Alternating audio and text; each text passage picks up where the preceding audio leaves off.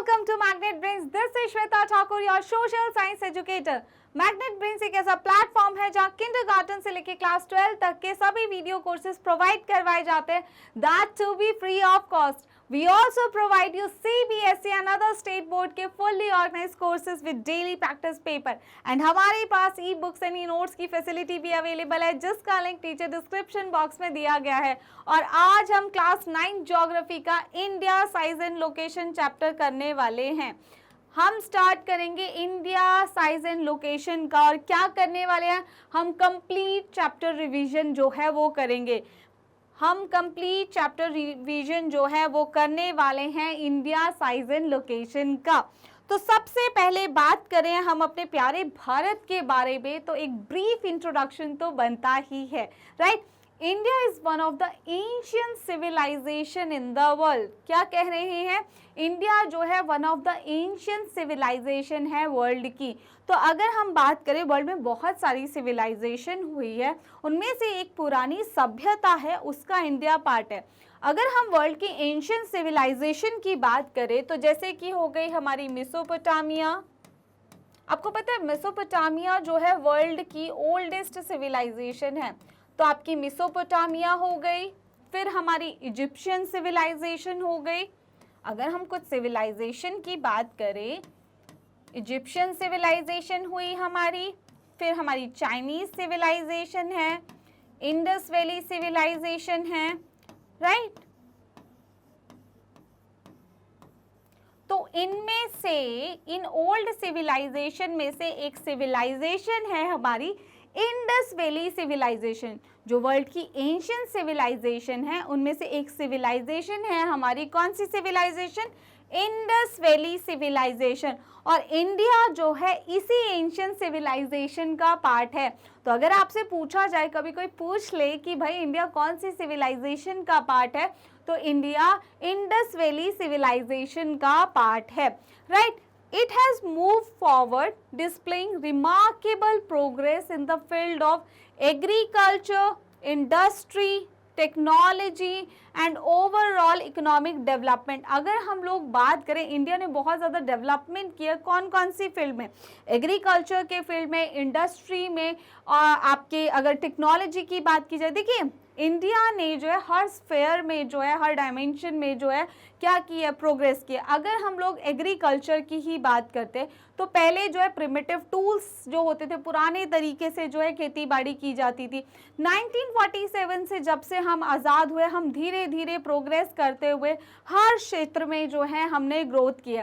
पहले हम primitive tools से जब खेती बाड़ी कर रहे थे, लेकिन आजकल हम जो है मॉडर्न टेक्नोलॉजी का इस्तेमाल करते हैं। हम ट्रैक्टर्स का, पहले हम बैल का इस्तेमाल कर रहे थे, आज हम ट्रैक्टर का इस्तेमाल कर रहे हैं। हार्वेस्टर होते हैं हमारी फसल को काटने के लिए, पहले हम सिकल, दराटी जो होती थी उसका इस्तेमाल करते थे। तो इस तरीके से जो है एग्रीकल्चर हमारा मॉडर्नाइज हुआ, हमारी इंडस्ट्री मॉडर्नाइज हुई, और टेक्नोलॉजी की तो हम बात ही क्या करें, हम तो चांद पर पहुंच गए हैं, राइट। तो इस तरीके से इंडिया ने हर फेज में जो है आपके डेवलपमेंट की है, राइट। उसके बात करें, India has also contributed significantly to the making of the global history.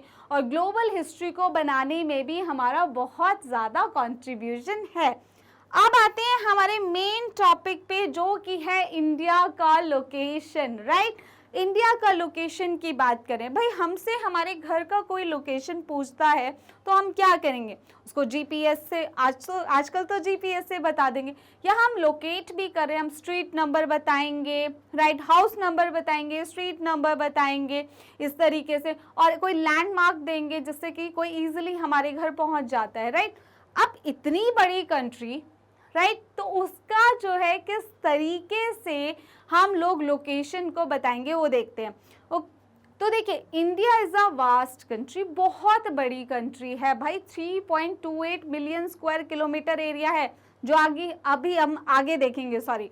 अगर हम देखें, India is a vast country lying entirely in northern hemisphere या नॉर्दर्न हेमिस्फीयर। इंडिया जो है पूरे तरीके से नॉर्दर्न हेमिस्फीयर में आ रहा है। क्या बोलना चाह रहा है ये, देखिए ये है हमारा प्यारी पृथ्वी, ग्लोब बोलो हम, ठीक है, ठीक है। तो अगर हम इस ग्लोब को देखते हैं तो इंडिया जो एक स्फेयर है, वर्ल्ड जो है सॉरी एक स्फेयर है। अगर हम इसको डिवाइड कर दे तो ये एक हेमिस्फेयर है, दो हेमिस्फेयर्स को जोड़ के एक स्फेयर बना हुआ है। अगर मैं इसको देखूं, ये है हमारा 0 डिग्री इक्वेटर, ठीक है। जो हमारा ये जो ग्लोब है, जो अर्थ है, या हम बोलें इसको दो इक्वल पार्ट्स में डिवाइड कर रहे हैं, क्या 0 डिग्री, जिसे हम बोलते हैं ये हमारा इक्वेटर है। इक्वेटर के ऊपर जो है हमारा, वो है हमारा नॉर्थ साइड, तो वो है हमारा नॉर्दर्न हेमिस्फीयर। इक्वेटर के नीचे है हमारा साउथ साइड, तो ये है हमारा सदर्न हेमिस्फीयर। तो अगर हम देखें तो इंडिया जो है वो इस इक्वेटर के ऊपर है पूरे तरीके से, तो पूरे तरीके से हम लोग एंटायरली अगर हम लोग देखें, ये पूरा नॉर्दर्न हेमिस्फीयर है, राइट। और इंडिया जो है वो देखिए ये पूरे तरीके से कहाँ पे आ रहा है, नॉर्थ हेमिस्फीयर में आ रहा है। कहाँ पे आ रहा है, नॉर्थ हेमिस्फीयर में इंडिया आ रहा है। तो हम पूरे तरीके से कौन से हेमिस्फीयर में आते हैं, हम आते हैं नॉर्थ हेमिस्फीयर में, जिसे हम बोलते हैं नॉर्दर्न हेमिस्फीयर। हम पूरे तरीके से इस हेमिस्फीयर का पार्ट हैं, राइट। तो देखिए ये लाइन क्लियर हुई। तो आपसे कोई पूछे कि भाई इंडिया कौन से हेमिस्फीयर में आता है, हम आते हैं नॉर्दर्न हेमिस्फीयर में पूरे तरीके से। अब आते हैं मेन इंडिया के साइज इन लोकेशन पे। अगर हम इंडिया के लोकेशन की बात करें तो किसी भी कंट्री का या बड़े एरिया का, ठीक है, या स्टेट का जब हम लोग बताते हैं एग्जैक्ट लोकेशन, तो हम यूज़ करते हैं क्या, latitude and longitude, right. Latitude and longitude जो है वो हमें हेल्प करता है किसी भी प्लेस का एग्जैक्ट लोकेशन बताने में, किसी स्टेट का, किसी कंट्री का, इन सभी का जो है हमें अगर कोई भी एग्जैक्ट लोकेशन बताना है तो उसके लैटिट्यूडनल एंड लॉन्जिट्यूडनल एक्सटेंट जब हम बता देंगे तो हम उसके एग्जैक्ट लोकेशन को बता सकते हैं। तो अगर आपसे कोई पूछे भाई इंडिया कहाँ पे, तो पहले लैटिट्यूड एंड लॉन्गिट्यूड देखते हैं। तो सबसे पहले समझते हैं लैटिट्यूड्स, ठीक है। तो अगर हम देखें इस तरीके से, ये जो पैरेलल सर्कल्स हैं अप टू द पोल, ठीक है, ये लेटी हुई लाइन जो है ये है हमारी लैटिट्यूड्स।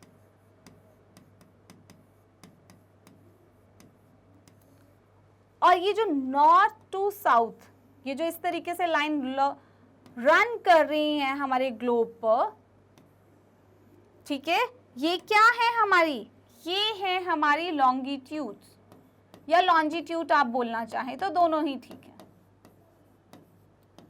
ठीक है। तो ये है हमारी लॉन्गिट्यूड्स, ये है लैटिट्यूड। अब इंडिया कौन कौन सी लैटिट्यूड एंड लॉन्गिट्यूड के बीच में आता है, वो होगा इंडिया का एग्जैक्ट लोकेशन। तो अगर हम लोग देखें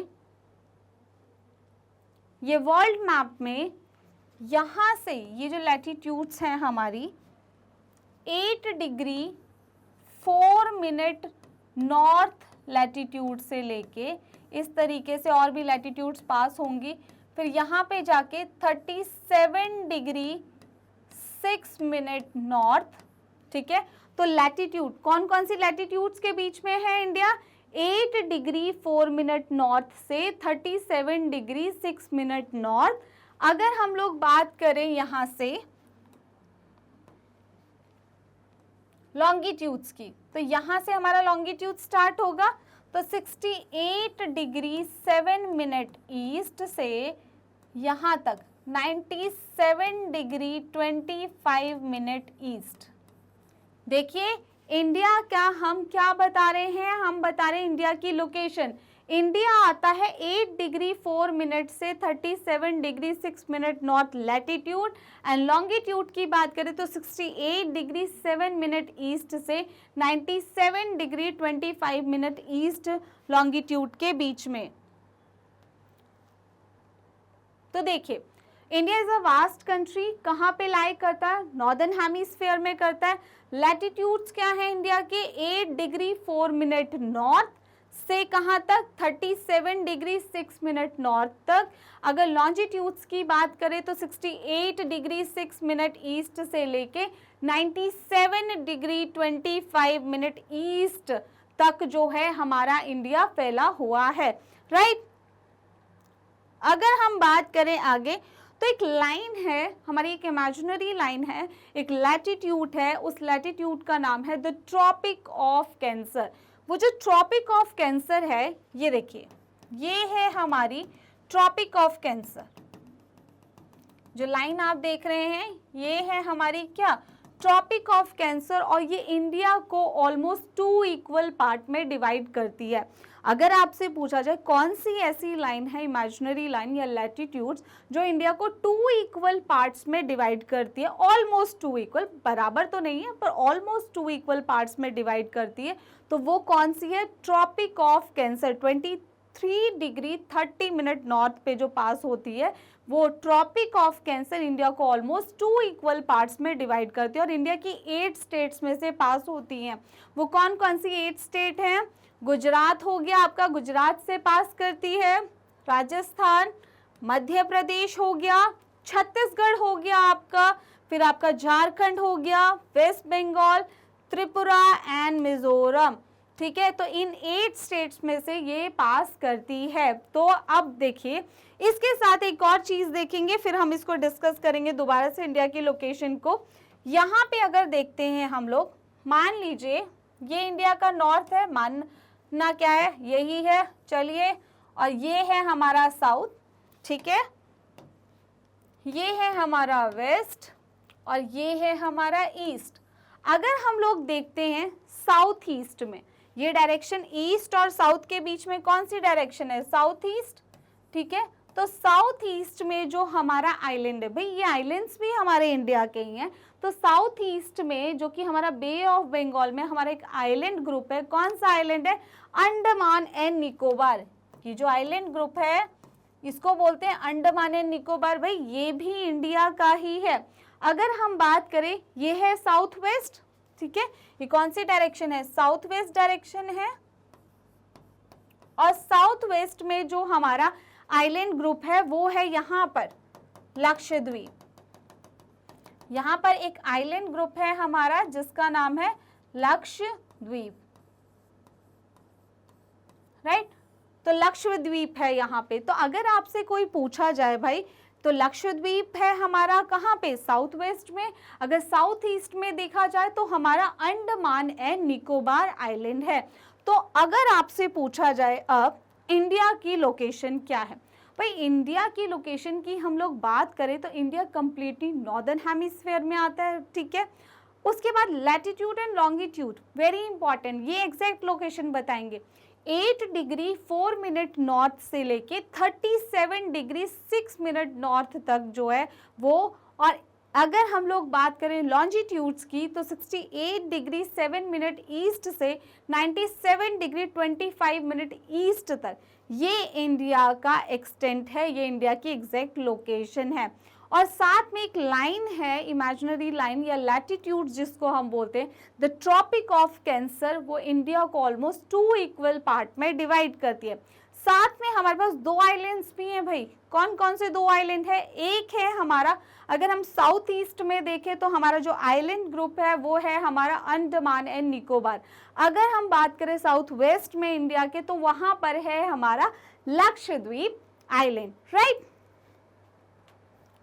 तो देखिए, टू द साउथ ईस्ट, जो मैंने आपको अभी समझाया, तो to the south east of the mainland, ठीक है, lie the Andaman and Nicobar island. चलिए इस लाइन को देखते हैं, साउथ ईस्ट में मेन लैंड के, देखिए ये इंडिया का मेन लैंड है, ये जो वाला पार्ट है ये हमारा मेन लैंड है सारा।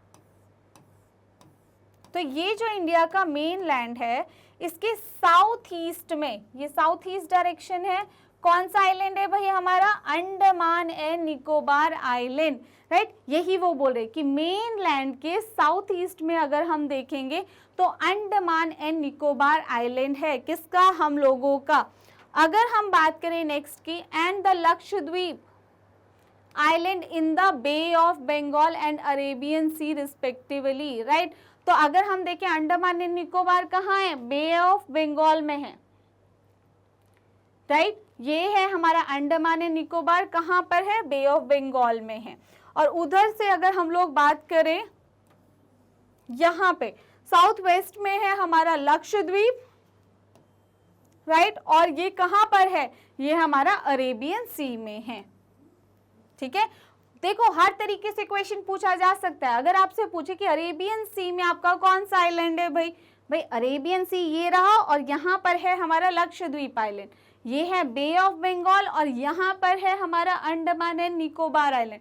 तो इस तरीके से आपने आंसर करना है। और ये ऐसे भी पूछ सकते हैं कि इंडिया का जो मेन लैंड है उसके साउथ ईस्ट में कौन सा आइलैंड है, तो अंडमान एंड निकोबार आइलैंड है आपका, राइट। तो ये था आपका इंडिया का location.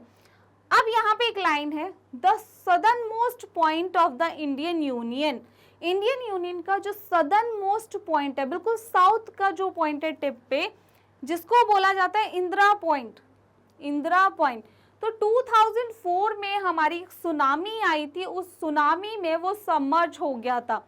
The southern most point of the Indian union, जिसे हम बोलते हैं इंदिरा पॉइंट, गॉट सबमर्ज्ड, डूब गया था ड्यूरिंग द सुनामी। कौन सी सुनामी, जो आई थी 2004 में। कब, 2004 में। अब ये किस पॉइंट की बात कर रहे हैं, देखिए ये है इंडिया का मेन लैंड, ठीक है। अगर आपसे क्वेश्चन समझना बहुत जरूरी है, अगर आपसे पूछा जाता है कि इंडिया के मेन लैंड का जो लास्ट पॉइंट है वो कौन सा है, तो इंडिया का मेन लैंड ये है, ठीक है। यहाँ पे है हमारा पूरा साउथ का जो सदर्न मोस्ट पॉइंट है वो है हमारा कन्याकुमारी। लेकिन अगर देखा जाए तो अंडर ओवरऑल इंडियन यूनियन की बात की जाए तो यूनाइटेड यूनियन का पार्ट ये भी है, अंडमान निकोबार एंड लक्षद्वीप, ठीक है। तो अगर हम देखें लक्षद्वीप ये इंडिया का पार्ट है, तो इसका जो साउथ का टिप है यहाँ पर था हमारा इंदिरा पॉइंट। तो 2004 में जब सुनामी आई तो यहाँ पर जो हमारा इंदिरा पॉइंट, जो इंडियन यूनियन का लास्ट पॉइंट था, वो सबमर्ज हो गया था, डूब गया था 2004 में। देखिए भाई, अंडमान एंड निकोबार में हमारा जो लास्ट पॉइंट था इंदिरा पॉइंट, जो इंडियन यूनियन पूरे ओवरऑल इंडिया का जो लास्ट पॉइंट था इंदिरा पॉइंट, वो जो है डूब गया था 2004 की सुनामी में, राइट। चलिए अब इसके बाद आते हैं वेरी इंपॉर्टेंट, इंडिया का साइज। भाई इंडिया का लोकेशन देख लिया है, अब बहुत ज़रूरी है कि भाई हमें ये पता हो कि हमारे प्यारे भारत का साइज कितना है, कितना बड़ा है इंडिया, ठीक है। तो अगर हम लोग देखें जो इंडिया का ये पूरा लैंड मास है, भाई जब हमारा प्लॉट घर होता है हम बोलते हैं 100 गज का, इतने एकड़्स की लैंड है, वो इस तरीके से मेजर करते हैं। अगर आपसे पूछा जाए कि ओवरऑल आपके इंडिया का साइज कितना है, कितना बड़ा है, ठीक है, तो चलिए ये हमारा इंडिया है, ठीक है।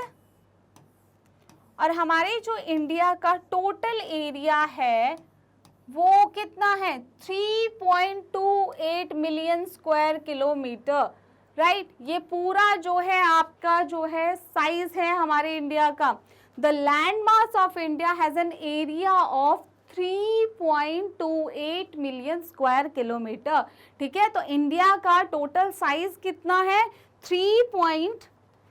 इस पूरे एरिया का जो हमने देखा 3.28 मिलियन स्क्वायर किलोमीटर। भाई अब आपसे कोई पूछेगा तो आप कैसे बताएंगे, मुझे पता है भाई इंडिया का लोकेशन क्या है, 8 डिग्री 4 मिनट नॉर्थ से, 37 degree 6 minute north, 68 degree 7 minute east से, 97 डिग्री 25 मिनट ईस्ट। साइज की बात करते हैं भाई, इंडिया का साइज मैं बताऊंगा 3.28 मिलियन स्क्वायर किलोमीटर, ठीक है। तो ये हमारे प्यारे भारत का जो है लैंड मास का एरिया है, कितना, 3.28 मिलियन स्क्वायर किलोमीटर। अब इसके बाद अगर देखें वर्ल्ड का जितना भी लैंड मास है, जितना भी टोटल ज्योग्राफिकल एरिया है, हमारे पास कितना लैंड है वर्ल्ड के लैंड का, 2.4%। 2.4% इंडिया टोटल एरिया जो है अकाउंट करता है for about 2.4% of the total geographical area of the world, right. तो जितना भी वर्ल्ड का टोटल ज्योग्राफिकल एरिया है उसका हमारे पास कितना है, 2.4%। देखिए ये जितना भी लैंड मास है, ये जितना भी लैंड वाला एरिया है, बाकी तो ओशियन है हमारा, राइट। इसको अगर जोड़ दिया जाए और 100% किया जाए तो इंडिया के पास टोटल कितना लैंड मास है, 2.4%। ठीक है, कितना लैंड एरिया है इंडिया के पास वर्ल्ड का? 2.4%। ओवरऑल कितना है? 3.28 मिलियन स्क्वायर किलोमीटर। वर्ल्ड के पर्सपेक्टिव में देखा जाए तो 2.4%, राइट। देखिए आगे, देखिए India has a land boundary of 15,200 kilometre. India के पास जो लैंड बाउंड्री है, जो लैंड से लैंड टच हो रहा है, ये वाला एरिया है। देखिए यहाँ जो इंडिया की बाउंड्री से पाकिस्तान टच हो रहा है, या नेपाल, चाइना, भूटान, बांग्लादेश, इस तरीके से। तो इंडिया की टोटल लैंड बाउंड्री कितनी है? 15,200 किलोमीटर। ठीक है, तो कैसे है इंडिया की लैंड बाउंड्री? देखते हैं। ये है लैंड बाउंड्री, यहां से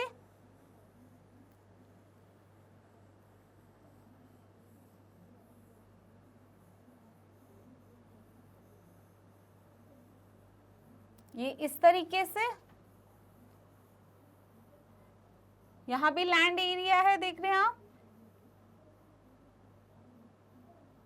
ठीक है, तो इंडिया की जो ये लैंड बाउंड्री है वो है 15,200 किलोमीटर। 15,200 kilometre, right. इंडिया की लैंड बाउंड्री कितनी है? 15,200 किलोमीटर। अब देखते हैं कोस्ट लाइन। कोस्ट लाइन मतलब ये जो समुद्र तट वाली रेखा है हमारी। तो अगर हम लोग देखें, ये देखिए सारा एरिया कहाँ से टच हो रहा है? समुद्र से टच हो रहा है, हमारा तटीय इलाका है। तो अगर हम इंडिया की कोस्टल लाइन की बात करें, ये हमारा कोस्ट है सारा, है ना। तो यहाँ तक आप देख रहे हैं क्या है? ये हमारा कोस्ट है, और ये कोस्टल बाउंड्री है हमारी 7,516.6 किलोमीटर।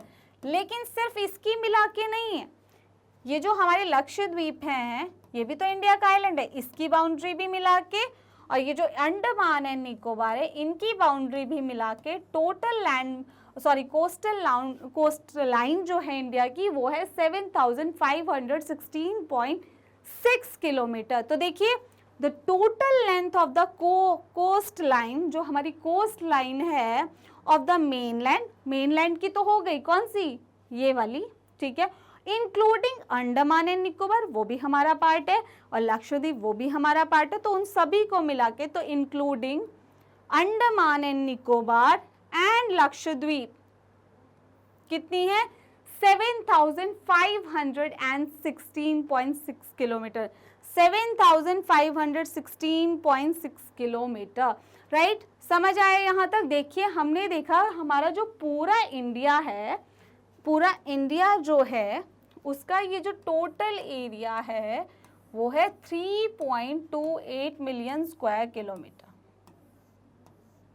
ठीक है, ये भी तो हमारा पार्ट है सारा। तो टोटल एरिया हमारा 3.28 मिलियन स्क्वायर किलोमीटर है। वर्ल्ड का कितना है हमारे पास? 2.4% है। अगर हम लैंड बाउंड्री की बात करें इंडिया की, जो लैंड से लैंड टच हो रहा है, तो वो है हमारी 15,200 किलोमीटर। अगर हम कोस्ट लाइन की बात कर रहे हैं, और किस किस को मिला के? लक्षद्वीप और अंडमान एंड निकोबार को, तो 7,516.6 किलोमीटर जो है वो हमारी कोस्ट लाइन है। अब देखते हैं, India is the 7th largest country in the world.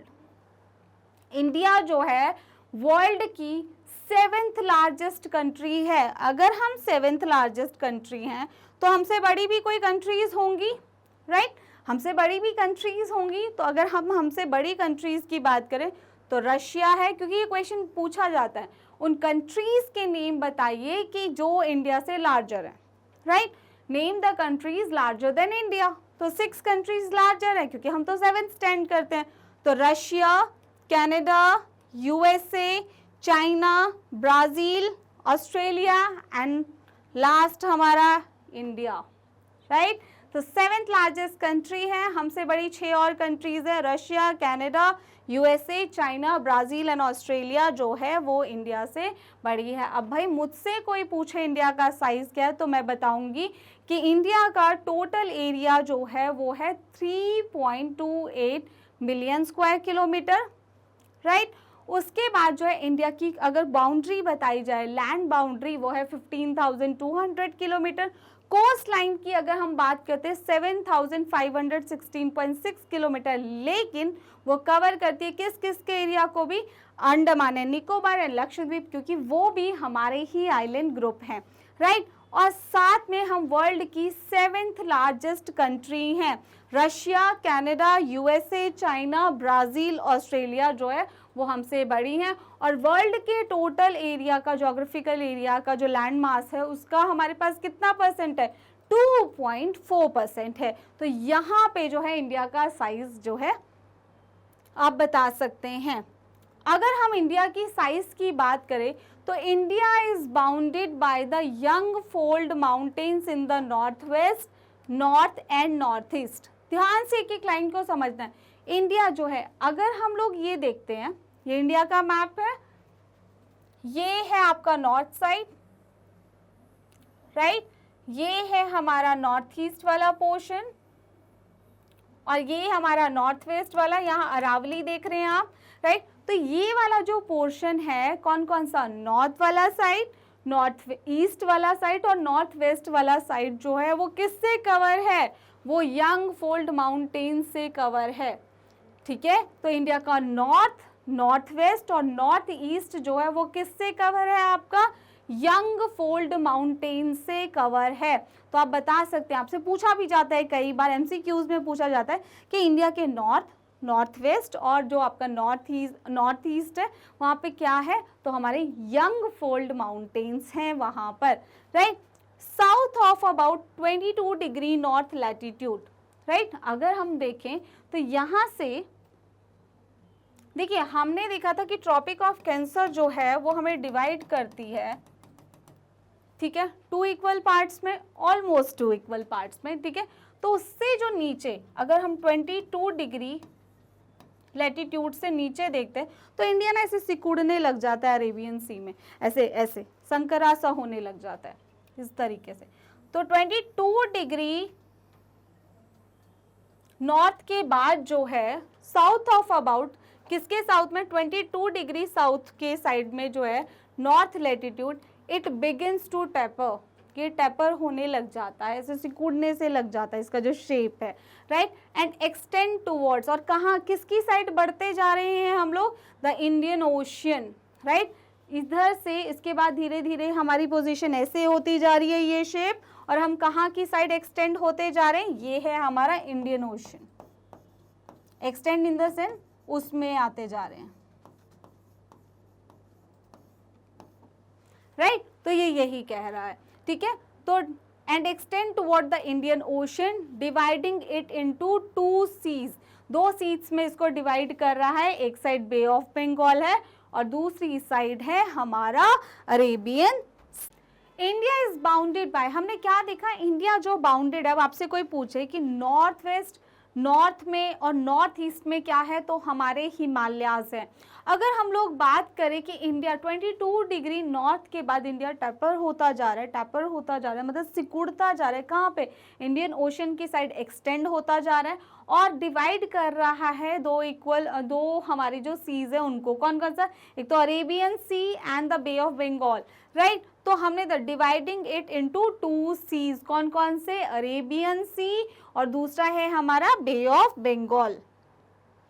Next अगर हम लोग बात करते हैं तो है हमारा ये जो हमारा लॉन्गिट्यूडनल एक्सटेंट होता है, ये जो हमारे नॉर्थ टू साउथ जो हमारी लॉन्ग लाइंस हैं, हमारी इमेजिनरी लाइंस हैं जिन्हें हम लॉन्गिट्यूड्स बोलते हैं, अगर इनकी बात करें तो ये किस चीज़ को इन्फ्लुएंस करती है, ये इन्फ्लुएंस करती हैं हमारे सनराइज एंड सनसेट को। किसको इन्फ्लुएंस करती हैं, सनराइज एंड सनसेट को। किस तरीके से इन्फ्लुएंस करती है वो अभी हम देखते हैं, राइट। एक लाइन लिखी है, from Gujarat to Arunachal Pradesh there is a time lag of 2 hours. Gujarat से, गुजरात इंडिया का पार्ट है, अरुणाचल प्रदेश इंडिया का पार्ट है, फिर भी 2 घंटे का गैप है। तो हमने देखा ना कि सनराइज और सनसेट को इन्फ्लुएंस करती है क्या, लॉन्गिट्यूडनल एक्सटेंट, किस तरीके से वो देखते हैं। तो अगर हम लोग देखते हैं, ये है इंडिया का वेस्ट और ये है ईस्ट, यहां पर है हमारा गुजरात, और यहां पर है हमारा अरुणाचल प्रदेश।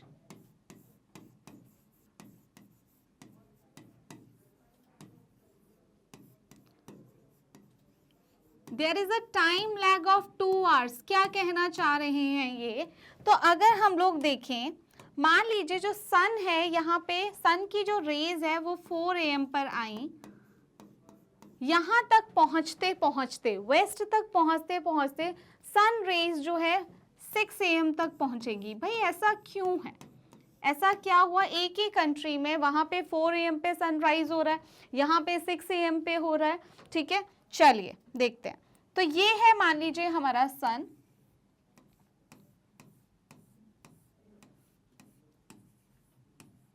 ठीक है, और हमने देखा है यहां से यहां तक जो है हमारी जो इमेजिनरी लाइंस होती है, जो लॉन्गिट्यूड्स की हम बात करें, तो अप्रोक्सीमेट वेस्ट से लेके ईस्ट तक, अप्रोक्सीमेट वेस्ट से लेके ईस्ट तक जो है हमारी 30 लॉन्गिट्यूड्स होती हैं। कितनी होती हैं? 30, राइट। तो हमारे वेस्ट से ईस्ट तक जो है कितनी लॉन्गिट्यूड्स है? 30 लॉन्गिट्यूड्स है। हमारी जो सन रेज है उनको जो है एक लॉन्गिट्यूड से दूसरी लॉन्गिट्यूड में जाने के लिए 4 मिनट का टाइम पीरियड लगता है। हमारी जो सन रेज है उनको एक लॉन्गिट्यूड से जाने के लिए दूसरी लॉन्गिट्यूड्स में जाने के लिए कितना टाइम लगता है? 4 मिनट्स। 4 मिनट्स का जो है हमें टाइम लगता है। अगर हम लोग देखें ईस्ट से लेकर वेस्ट तक हमारे पास कितनी लॉन्गिट्यूड्स हैं? 30। ठीक है, कितना मिनट लग रहा है एक लॉन्गिट्यूड को पार करने में? 4। तो इस तरीके की जब 30 लॉन्गिट्यूड्स को पार किया जाएगा 4 मिनट के अकॉर्डिंग, तो कितना टाइम हो गया? 30 × 4 120 मिनट्स, और 120 मिनट्स मतलब कितने आवर्स? 2 hours, right. देखो हमने देखा कि अरुणाचल प्रदेश में 4 AM पे सनराइज हुआ, और वही सन जो है गुजरात तक पहुंचते पहुंचते 6 AM हो गए। कैसे हुए? क्योंकि एक लॉन्गिट्यूड से दूसरे लॉन्गिट्यूड में जाने के लिए सन रेज को 4 मिनट्स का टाइम लगता है, और ईस्ट से लेके वेस्ट तक इस तरीके के अप्रॉक्सीमेट 30 लॉन्गिट्यूड्स हैं हमारे पास। उन 30 लॉन्गिट्यूड्स को 4 मिनट से हमने जब मल्टीप्लाई किया तो आया 120 मिनट्स और आया हमारा 2 आवर्स। तो इसीलिए जो है जो हमारा सनराइज है और सनसेट है उसको इन्फ्लुएंस क्या कर रहा है? कौन इन्फ्लुएंस कर रहा है? लॉन्गिट्यूड कर रहा है हमारा। ठीक है, तो एक लॉन्गिट्यूड से इस तरीके से पार होते होते सनरेज जो है यहाँ तक पहुंचते पहुंचते 2 घंटे का टाइम लग जाएगा। लेकिन 2 घंटे का टाइम तो लग रहा है, लेकिन हमारे पूरे इंडिया में तो एक जैसा टाइम दिखता है। क्यों दिखता है? स्टैंडर्ड मेरिडियन की वजह से। क्योंकि देखिए एक ही कंट्री में अगर बहुत सारे टाइम जोन होंगे, बहुत सारे टाइम्स लेंगे, यहाँ का 4 AM लेंगे, तो वर्क कैसे हो पाएगा? स्मूथ वर्क कैसे हो पाएगा? तो यूनिफॉर्म टाइम लेने के लिए थोड़ा इधर से आगे आए, थोड़ा इधर से, तो 82 डिग्री 30 मिनट ईस्ट। बीच में एक लाइन है जो है हमारी, वो लाइन है हमारी 82 डिग्री 30 मिनट ईस्ट। इसको जो है हमने लिया हमारी स्टैंडर्ड मेरिडियन, जो कि पास होती है मिर्जापुर यूपी से। मिर्जापुर जो कि हमारा यूपी में है, उत्तर प्रदेश में है, राइट। तो हमने उसको स्टैंडर्ड मेरिडियन ले लिया, और उसकी वजह से पूरी जो कंट्री है सनराइज और सनसेट के जो इस इफेक्ट इन्फ्लुएंस के बावजूद भी एक जैसा टाइम पीरियड दिखता है, क्योंकि हमने जो स्टैंडर्ड मेरिडियन है जो बीच में से पास होती है 82 डिग्री 30 मिनट ईस्ट को हमारी स्टैंडर्ड मेरिडियन दिया है, इसलिए पूरी कंट्री की जो वॉचेस है वो एक जैसा टाइम आपको दिखाती है, राइट। तो ये था आपका कॉन्सेप्ट, राइट। हमारी स्टैंडर्ड मेरिडियन कौन सी है? 82 डिग्री 30 मिनट ईस्ट। तो अगर हम लोग बात करें from Gujarat to Arunachal Pradesh there is a time lag of 2 hours. बताया मैंने, अभी आपको दिखाया भी कि 2 आवर्स का टाइम लैग है। Hence time along the standard meridian of the India, जो स्टैंडर्ड मेरिडियन के अलोंग जो टाइम पीरियड है वो कैसे लिया? पासिंग थ्रू द मिर्जापुर इन उत्तर प्रदेश। वो जो मिर्जापुर उत्तर प्रदेश से पास होता है उसी को हम लेते हैं standard time of the whole country, ताकि किसी भी तरीके का कंफ्यूजन ना हो और एक यूनिफॉर्म टाइम जो है, एक जैसा टाइम जो है पूरी कंट्री में रहे। तो ये ना y82 degree 30 minute has been selected as the standard meridian of India क्यों लिया गया है भाई? इसलिए ताकि एक जैसा यूनिफॉर्म टाइम रहे, कोई भी किसी भी तरीके का कंफ्यूजन ना हो, राइट। चलिए अब लॉन्गिट्यूड की वजह से तो इन्फ्लुएंस क्या हो रहे थे? Sunrise and sunset. अब बात करें लैटिट्यूडनल एक्सटेंट की। अगर हम बात करें तो जो लैटिट्यूडनल एक्सटेंट होता है इस तरीके से, ये जो लैटिट्यूड्स हमारी लेटी हुई लाइंस है ना, पैरेलल लाइंस है इक्वेटर के पोल्स तक, तो ये जो लैटिट्यूड्स होती है ये इन्फ्लुएंस करती है किसको? डे एंड नाइट को। किसको इन्फ्लुएंस करती है? लैटिट्यूडनल एक्सटेंट जो है इन्फ्लुएंस करता है duration of day and night as one moves from south to north. जैसे ही हम साउथ टू नॉर्थ जो है मूव करते हैं, ये इंडिया के एस्पेक्ट में बात कर रहे हैं, तो जो है लैटिट्यूडनल एक्सटेंट जो है इन्फ्लुएंस करता है duration of day and night को। ऐसा क्यों होता है? ठीक है, तो उसको भी देख लेते हैं ऐसा क्यों होता है। तो अगर हम लोग देखें, हमने हमेशा पढ़ा है कि हमारा जो हमारी जो अर्थ है वो टिल्टेड है अपनी एक्सिस पे। मान लीजिए ये है हमारी अर्थ, हमारी जो अर्थ है वो टिल्टेड है अपनी एक्सिस पे। ये है हमारा इक्वेटर 0 डिग्री, ठीक है, ये है हमारी प्यारी अर्थ, राइट। अगर हम लोग देखें ये है हमारा सन, चलिए जी ये आपका सन है। तो हमारी जो सन रेज है, हमारी जो अर्थ टिल्टेड है, अगर हम लोग देखें हमारे जो इक्वेटर पे जो है हमारी सन जो होती है इक्वेटर और उसके आसपास एरिया में बिल्कुल वर्टिकल फॉल करती है। बिल्कुल जो है ये कैसे आती हैं? वर्टिकली, बिल्कुल सीधे सीधे इस तरीके से। तो इक्वेटर के जो आसपास का एरिया होता है वहाँ 12 मतलब अगर हम लोग देखें 12 आवर्स डे होता है, 12 आवर्स नाइट होता है, मतलब इक्वल होता है। तो अगर हम देखें इक्वेटर के पास 12 आवर्स डे होता है और 12 आवर्स की नाइट, ठीक है, क्योंकि सन रेज जो है वो कैसे गिर रही है? बिल्कुल वर्टिकल, सीधे सीधे। लेकिन जैसे जैसे जो है ये दूरी बढ़ती जाती है तो ये जो सन रेज है ये स्लेंट होती जाती है। कैसी होती जाती है? स्लेंट। जैसे पोल्स की साइड और इक्वेटर से दूर होते जाते हैं तो ये स्लेंट होती जाती है और डे एंड नाइट में जो है वो डिफरेंस देखने को आपको मिलता है, ठीक है। तो हमने देखा कि जो हमारी अर्थ है वो टिल्टेड है अपनी एक्सिस पे। अगर हम लोग बात कर रहे हैं कि जो हमारा सन की जो रेज है वो इक्वेटर वाले एरिया में बिल्कुल वर्टिकल फॉल करती है, जिसकी वजह से जो हमारा डे एंड नाइट होता है वो इक्वल होता है। 12 आवर का डे होगा, 12 आवर की नाइट होगी। पर जैसे इक्वेटर के दूर होते जाते, इक्वेटर से जो दूर दूर वाले एरिया होते हैं वहाँ पर जो है अगर हम लोग बात करें तो डे एंड नाइट में डिफरेंस देखने को मिलता है, क्योंकि जो सन रेज है वो वहाँ पे कैसे गिर रही है? स्लेंट है और दूर होती जाती है, राइट। तो अगर हम लोग बात करें latitudinal extent influence the duration of day and night as one moves from south to north, जब हम मूव करते हैं। तो अगर हम देखें the latitudinal extent influence the duration of day and night as one moves from, कहाँ से? साउथ से जब नॉर्थ मूव कर रहे हैं। देखिए अगर हम देखें ये है हमारा प्यारा भारत, ठीक है, यहाँ हमने पढ़ा था 8 डिग्री 4 मिनट नॉर्थ। हम बिल्कुल साउथ में जो हमारी लैटिट्यूड है, हम लोग अंडमान एंड निकोबार वाली की बात नहीं कर रहे, हम मेन लैंड की बात कर रहे हैं। 8 डिग्री 4 मिनट नॉर्थ है। यहाँ पे है हमारा इक्वेटर, मान लीजिए ये इक्वेटर है, ये है 0 डिग्री, ठीक है।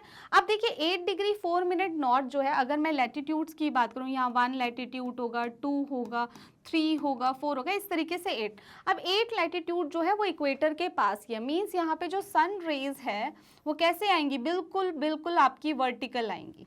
जो हमारी सन रेज है वो कैसे आएंगी?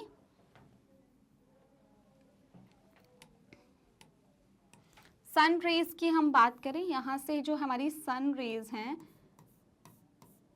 ठीक है, इस पोर्शन पे बिल्कुल वर्टिकल आएंगी, सीधी सीधी आएंगी, सीधी सीधी आएंगी तो डे एंड नाइट जो होंगे यहाँ पे कैसे होंगे, इक्वल होंगे। डे एंड नाइट कैसे होंगे साउथ में, इक्वल। लेकिन जैसे जैसे ये दूर होते जाएंगे इक्वेटर से आगे के जो हमारे लैटिट्यूड्स हैं, तो ये सन रेज जो है वो स्लैंट में हो जाएगी, तो यहाँ पे डे एंड नाइट की ड्यूरेशन में जो है आपको डिफरेंस देखने को मिलेगा, राइट। तो अगर हम लोग देखते हैं the latitudinal extent influence the duration of day and night as one moves from south to north की साइड जब हम जाते हैं, okay.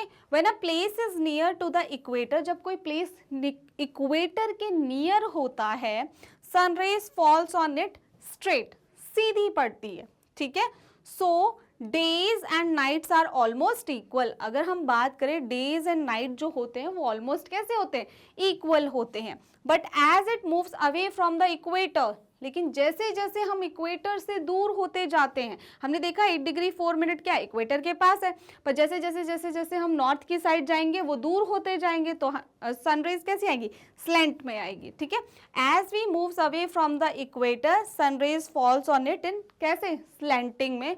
So nights are longer and days are shorter, तो नाइट्स वहाँ पे कैसी होगी, लंबी लंबी होगी, और डेज कैसे होंगे, शॉर्टर होंगे। मतलब duration of day and night में आपको इन्फ्लुएंस देखने को मिलता है, ठीक है। Places near the equator have almost equal day and equal night, इसीलिए जो कन्याकुमारी है हमारा, वहां पे जो है ऑलमोस्ट इक्वल दिखेगा आपको क्या, डे एंड नाइट। किसकी वजह से, लैटिट्यूडनल इन्फ्लुएंस की वजह से, क्योंकि वो इक्वेटर के पास वाले एरिया, वहां पे जो सन रेज है वो बिल्कुल वर्टिकल फॉल करेंगी, राइट। चलिए नेक्स्ट आता है हमारा इंडिया एंड द वर्ल्ड। अगर हम इंडिया एंड द वर्ल्ड की बात करें, भाई इंडिया जो है एशिया कॉन्टिनेंट में है। हम कौन से कॉन्टिनेंट में हैं, हम एशिया कॉन्टिनेंट का पार्ट है। इंडिया जो है ईस्ट एशिया और वेस्ट एशिया के बीच में जो सेंट्रल एशिया वाला पार्ट है वो है हमारा प्यारा भारत, तो उसी के बारे में हम डिस्कस करेंगे। और इंडिया की जो इतनी बड़ी कोस्ट लाइन है, स्ट्रेटेजिकली बहुत ज़्यादा इंपॉर्टेंट है इंडिया के लिए, राइट। इंडियन ओशन में हमारी बहुत ही ज़्यादा इंपॉर्टेंट है, क्योंकि इतनी लंबी किसी भी कंट्री की कोस्ट लाइन नहीं है इंडियन ओशन में जितनी की इंडिया के। इवन इंडियन ओशन एक ओनली ओशन है वर्ल्ड में जिसका नाम किसी कंट्री के नाम पर रखा गया है, हमारे प्यारे भारत पे, ठीक है। तो अगर हम देखते हैं, the Indian land mass has a central location between the east and the west Asia. अगर हम लोग देखें, हमारा जो इंडियन लैंड मास है वो ईस्ट एशिया और वेस्ट एशिया के बीच में है, राइट। और इंडिया इज साउथवर्ड एक्सटेंशन है एशियन कॉन्टिनेंट का, और इंडिया जो है वो साउथवर्ड, साउथ की साइड एक्सटेंशन है किसका, एशिया कॉन्टिनेंट का। तो अगर हम इन दोनों लाइन को देखें तो क्या कह रहे हैं, फर्स्ट कह रहे हैं इंडिया जो है ये है आपका वेस्ट एशिया,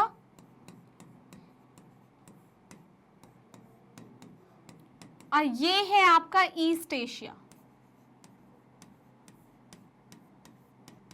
और इन दोनों के बीच में है सेंट्रल पोजीशन है, सेंट्रल एशिया वाला पार्ट है हमारा क्या, क्योंकि इंडिया भी तो इसी कॉन्टिनेंट का पार्ट है। कौन से कॉन्टिनेंट का, एशिया कॉन्टिनेंट का। और वेस्ट एशिया और ईस्ट एशिया के बीच में सेंट्रली हमारी बहुत इंपॉर्टेंस है, हम बिल्कुल बीच में आते हैं, दोनों के साथ रिलेशन बनाने में हमारे लिए बहुत ज़्यादा अच्छा है, राइट। तो ये इस तरीके से, और इंडिया जो है वो साउथवर्ड एक्सटेंशन है किस ओशियन में, इंडियन ओशियन में। तो ये दोनों लाइन्स यही बोल रही है आपके लिए, राइट।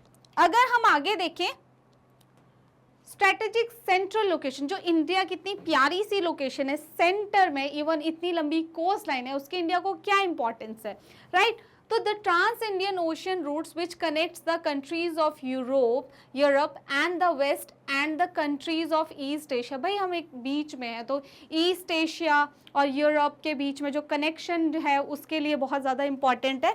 देखिए, अगर कोई भी है यूरोप से आ रहा है, सुएज कैनाल के थ्रू आ रहा है, तो इधर फिर इधर से फिर ईस्ट एशिया, तो एक बीच में है हम लोग, वहाँ रुक के आराम से जा सकते हैं। और इधर से जो लोग हैं वो, तो हम एक सेंट्रल स्ट्रेटेजी के हमारे लिए तो बहुत इंपॉर्टेंस है, राइट। तो उसके बाद अगर हम देखें, जो हमारा दक्कन पेनिनसुला है protrudes into the Indian Ocean में जो वो फैला हुआ है, this helping India to establish close contact with, किससे, वेस्ट एशिया से, अफ्रीका एंड यूरोप से, फ्रॉम द वेस्टर्न कोस्ट। जो हमारा वेस्टर्न कोस्ट है, हमारा जो वेस्टर्न कोस्ट है, ये इंडिया का वेस्टर्न कोस्ट है, इससे जो है चलिए मान लीजिए ये हमारा वेस्टर्न कोस्ट है, मानना क्या है, यही है बिल्कुल, ठीक है, ये है हमारा वेस्टर्न कोस्ट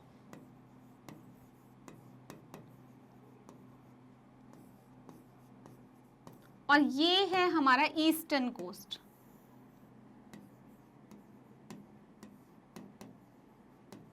अब इस वेस्टर्न कोस्ट से जो है हम लोग क्या बोल रहे हैं, ये जो वेस्टर्न कोस्ट है इससे हम कांटेक्ट बना सकते हैं किससे, वेस्ट एशिया से, अफ्रीका से एंड यूरोप से। तो इस वेस्टर्न कोस्ट से हम रिलेशनशिप बना सकते हैं किससे, वेस्ट एशिया, क्लोज कांटेक्ट, ठीक है, फिर आपका यूरोप हो गया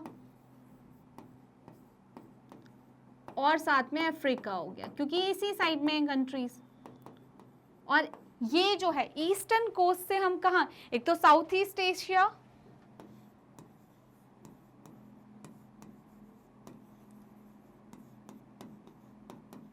और ईस्ट एशिया से हम क्लोज कॉन्टेक्ट्स बना सकते हैं, ठीक है। ये जो हमारी इतनी लंबी स्ट्रैटेजिकली इंपॉर्टेंट कोस्ट लाइन है, ठीक है, उसकी वजह से हम वेस्टर्न कोस्ट से रिलेशन बना सकते हैं, West Asia, Europe and Africa के साथ। ईस्टर्न कोस्ट से South East Asia and East Asia के साथ जो है क्लोज कॉन्टैक्ट बनाने में हमें बहुत ज़्यादा आसानी होती है। तो देखिए, this helping India to establish close contact with West Asia, Africa and Europe from the western coast and with the south East and East Asia from the eastern coast, right. अगर हम बात करें नो अदर कंट्री, कोई भी ऐसी country नहीं है जिसकी इतनी लंबी जो है कोस्ट लाइन हो, कहाँ पर, इंडियन ओशन में, राइट। तो no other country has a long coast line on the Indian Ocean. Indian Ocean में इतनी लंबी कोस्ट लाइन किसी और कंट्री की नहीं है जितनी की हमारे प्यारे भारत की है, राइट।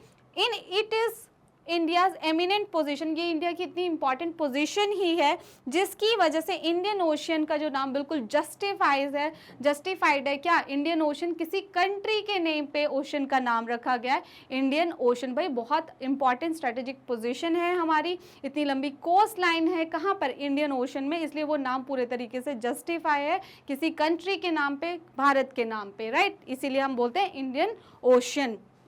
अगर हम बात करें since the opening of the Suez canal जो है कब ओपन हुई थी, 1869 में। इंडिया का जो है डिस्टेंस रिड्यूस हुआ है यूरोप से कितना, 7000 किलोमीटर। पहले क्या था, जब ब्रिटिशर्स इंडिया आते थे, ईस्ट इंडिया कंपनी या और भी हमारे पोर्चुगीज हो गए या कोई भी यूरोपियन कंट्रीज जब इंडिया में आती तो वो ऐसे घूम के आती थी, यूरोप से अफ्रीका रुकते थे, वहाँ केप ऑफ गुड होप था, फिर इस तरीके से घूम के फिर इंडिया आते थे।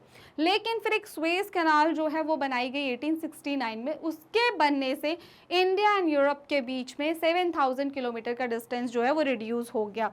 कैसे, देखते हैं। देखिए, पहले जब ये यूरोपियन कंट्रीज इंडिया के साथ ट्रेड करती थी तो ऐसे आती थी घूम घाम के, पहले अफ्रीका में रुके, यहाँ पे केप ऑफ गुड होप है आपकी,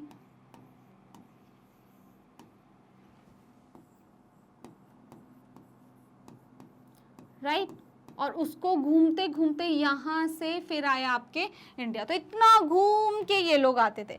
फिर क्या हुआ, बन गई हमारी स्वेज कैनाल और उसकी वजह से जो है 7000 किलोमीटर का डिस्टेंस, 7000 किलोमीटर का जो डिस्टेंस है वो रिड्यूस हो गया किसके, यूरोप और इंडिया के बीच में, राइट। तो किसने, स्वेज कैनाल ने डिस्टेंस जो है रिड्यूस किया किसके, यूरोप एंड इंडिया के बीच में। 1869 में बनी थी, 7000 किलोमीटर का डिस्टेंस जो है इसने रिड्यूस कर दिया था। चलिए अब आगे देखते हैं।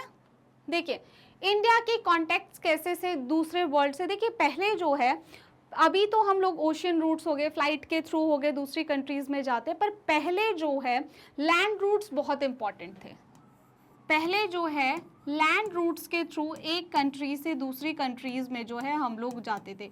कौन से रूट्स के थ्रू, लैंड रूट्स के थ्रू। हमारे जो माउंटेन के पासेस होते थे, मान लीजिए ये हमारा माउंटेन है, माउंटेन के बीचों बीच जो पासेस होते थे, माउंटेन पासेस में से ट्रैवलर्स जो होते थे एक कंट्री से दूसरी कंट्रीज में जाते थे। तो लैंड रूट्स जो थे वो पहले बहुत ज़्यादा इंपॉर्टेंट होते थे और उन्हीं के थ्रू जो है वो ट्रेड किए जाते थे। किसके थ्रू, लैंड रूट्स के through, specifically mountain passes passes के थ्रू। तो उन्हीं के थ्रू जैसे हमारी चीज़ें जो है वो उनके वहाँ जाती थी और उनकी जो है हमारे, जैसे इंडिया का क्लोथिंग बहुत फेमस था, मुस्लिन हो गया, स्पाइसेस हो गए, तो इन्हीं रूट्स के थ्रू वो दूसरी कंट्रीज़ में जाते थे और दूसरी कंट्रीज़ की जो भी चीज़ें थी वो हमारी कंट्रीज़ में देखने को मिलती थी इन्हीं लैंड रूट्स के थ्रू। ठीक है, India's relationship with the world through the land routes are much older than the maritime context। ठीक है, ओशियन रूट से पहले भी हमारे जो रूट्स थे और किसके थ्रू, लैंड रूट्स के थ्रू जो है वो हम कांटेक्ट करते थे। ठीक है, तो इंडिया के रिलेशनशिप बिल्ड हो गए थे और कंट्रीज के थ्रू के साथ, लेकिन कौन से रूट्स के थ्रू, लैंड रूट्स के थ्रू। वेरियस पासेस, बहुत सारे पासेस, जैसे मैंने बताया ना माउंटेन्स के बीच का जो एरिया होता है, बहुत सारे जो पासेस थे, तो various passes across the mountains in the north have provided passage, तो उन्हीं के थ्रू जो है लोग इधर से उधर जाते थे। टू द एंशिएंट ट्रेवलर्स जो है, while the ocean restricted such interaction for a long time, तो जो माउंटेन पासेस के थ्रू जो है हमारे जो ट्रैवलर्स थे वो एक जगह से दूसरी जगह जाते थे। बहुत कम था कि मतलब ये जो सी रूट्स थे हमारे, ओशियन रूट्स, ये तो बाद में है, बहुत बहुत ज़्यादा बाद में। पहले सिर्फ लैंड रूट, स्पेसिफिकली जो माउंटेन पासेस होते थे वहीं से रूट मतलब एक जगह से दूसरी जगह जाया जाता था, राइट।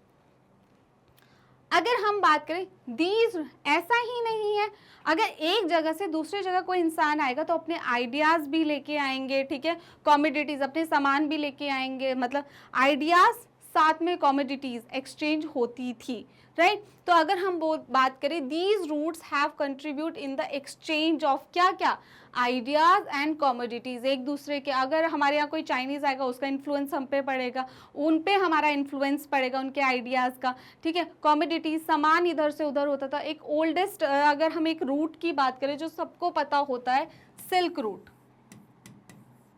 जिसके बारे में हम पढ़ेंगे भी हमारी हिस्ट्री में थोड़ा सा। एंशिएंट रूट में सबसे इंपॉर्टेंट एक रूट आता है सिल्क रूट, लैंड रूट है, उसके बारे में भी हम पढ़ेंगे। तो ये जो लैंड रूट्स होते थे इस पे अब ये सिर्फ आइडियाज़ एंड कॉमोडिटीज़ दोनों जो है वो एक्सचेंज होती थी। द आइडियाज़ ऑफ, अब इंडिया से कोई जा रहा है या वहाँ इंडिया में कोई आ रहा है तो कौन से आइडिया, क्या सीखेंगे, उपनिषद जो हमारे हैं, and the Ramayana, story of Panchatantra, जो पंचतंत्र की कहानियाँ हैं, इंडिया का जो numeral and the decimal system है, इन्हीं रास्तों के थ्रू बाकी जो दुनिया की जगह हैं वहाँ तक पहुँचा। क्या क्या, हमारी पंचतंत्र के जो आइडियाज़ हैं, मतलब कहानी है, रामायण है, उपनिषद है, हमारा जो डेसिमल सिस्टम है, न्यूमरल सिस्टम है, वो बाकी दुनिया तक पहुँचा इन्हीं रूट्स के through. So the ideas of Upanishad and the Ramayana and the stories of Panchatantra, the Indian numerals and the decimal system thus could reach many parts of the world, right? और साथ में क्या, हमारी जो commodities, ideas तो ये हो गए जो दूसरी जगहों तक हमारे फैले इन्हीं रूट्स के थ्रू। हमारे जो स्पाइसेस थे, मुस्लिन और अदर मर्चेंडाइज, मतलब हमारी जो क्लोथिंग वगैरह थी वो भी दूसरे पार्ट्स तक गई।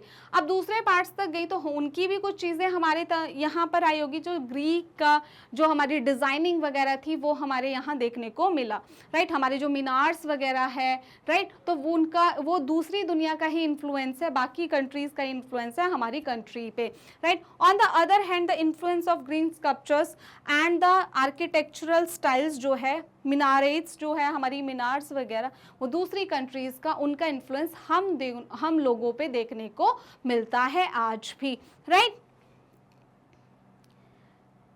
नेक्स्ट अगर हम बात करें इंडिया के नेबर्स की, भाई हमारे पड़ोसी देश की, हमारी जो है 9 नेबर्स हैं, बहुत इंपॉर्टेंट है।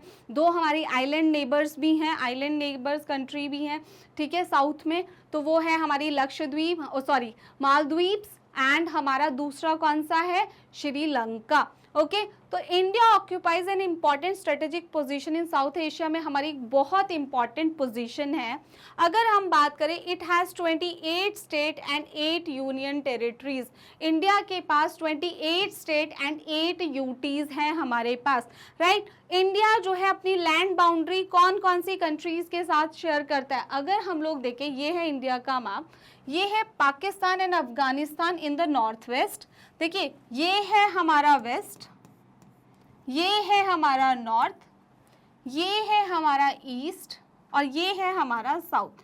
अब बीच में आया नॉर्थ वेस्ट, ठीक है, क्या है ये आपका नॉर्थ वेस्ट, और नॉर्थ वेस्ट में है हमारा कौन कौन सी कंट्रीज हैं हमारी, एक तो है हमारा अफगानिस्तान और दूसरा है हमारा पाकिस्तान। तो नॉर्थ वेस्ट में जो हमारी कंट्रीज है जो हमारे साथ लैंड बॉर्डर शेयर करी, हमारे जो नेबर है, हमारे पड़ोसी हैं, वो है पाकिस्तान एंड अफगानिस्तान।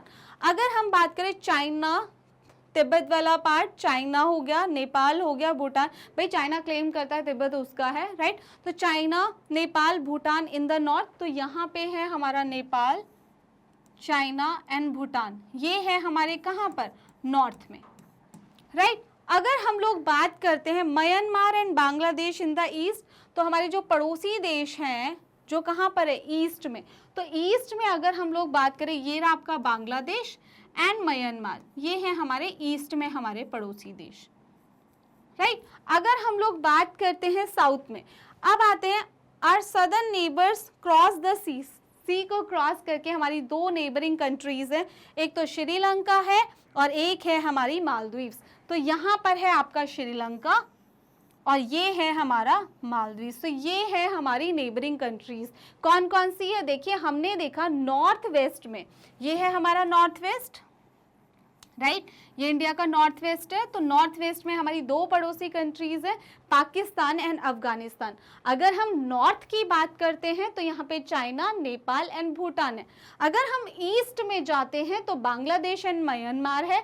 अगर हम लोग साउथ में देखते हैं तो साउथ में जो हमारे नेबर कंट्रीज है, एक तो मालदीव्स है और एक है हमारी श्रीलंका।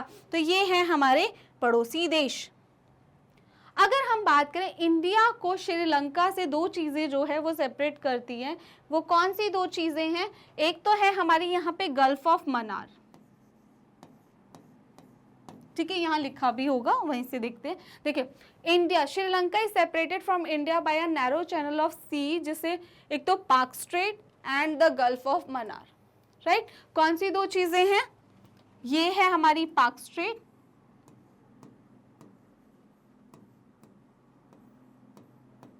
आपसे क्वेश्चन आता है कि इंडिया को श्रीलंका से क्या अलग करता है, पाक straight and gulf of Mannar.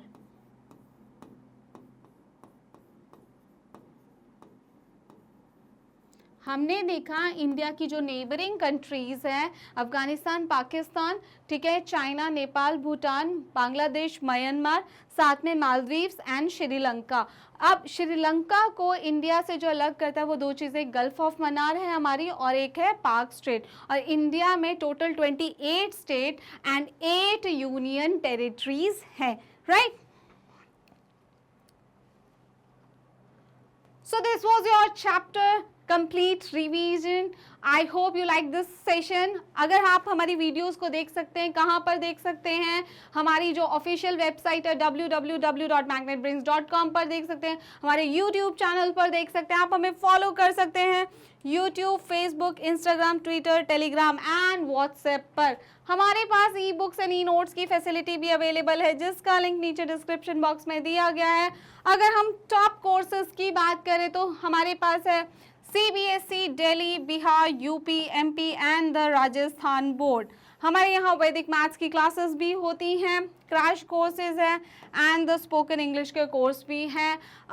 हम जो है इंग्लिश एंड हिंदी दोनों मीडियम के साथ डील करते हैं, हम डील करते हैं इंग्लिश एंड हिंदी दोनों मीडियम के साथ। With this end of today's session, I hope you like today's video. Don't forget to hit the like, share and subscribe button. See you all next time. Have a nice day.